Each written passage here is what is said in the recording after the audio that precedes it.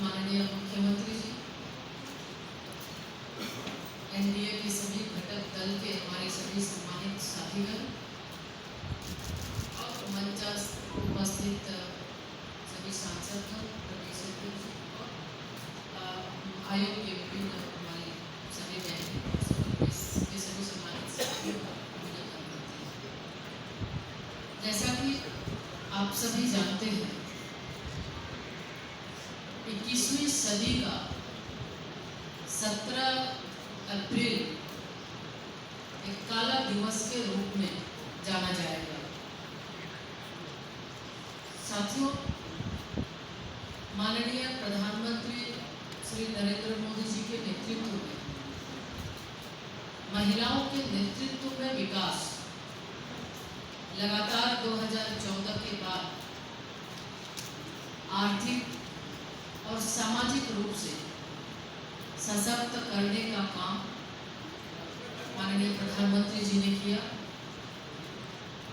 और अब बारी थी राजनीतिक रूप से उन्हें सशक्त करने की। तो आज के इस प्रेस वार्ता में मुख्य रूप से नारी शक्ति वंदन अधिनियम,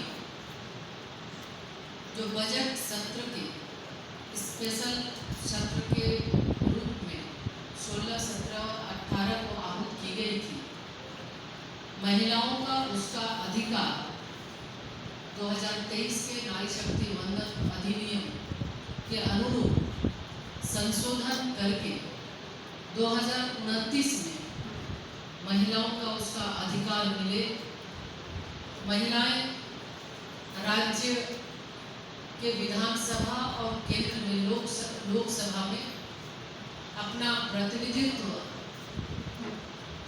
के माध्यम से नीति निर्माण में अपनी महत्वपूर्ण भूमिका निभा सके। तो ये विशेष सत्र उसके लिए बुलाई गई थी। बहुत ही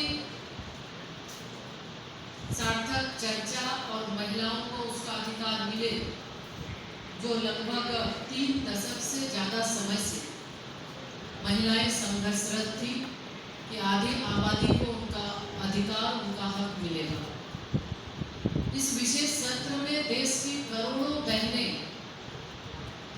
उम्मीद लगाकर लोकसभा की ओर उस विशेष सत्र को देख रही थी कि उनका अधिकार, जो वर्षों से जिस अधिकार से वो वंचित है, उनका अधिकार उन्हें प्राप्त होगा। लेकिन इंडी गठबंधन की कुत्सित मानसिकता, इंडी गठबंधन की महिला विरोधी मानसिकता, जो उनकी आदत में शुमार है, किसी भी अच्छे कार्य को लटकाना, अटकाना, भटकाना, ठीक इस बार भी यही साबित हुआ। 17 तारीख को नारी शक्ति वंदन अधिनियम जो संशोधन के लिए जब वोटिंग हुई, तो उन्होंने इसके विपक्ष में वोट कर इस बिल को सिर्फ नहीं गिराया, बल्कि आधी आबादी के दिल को तोड़ा है।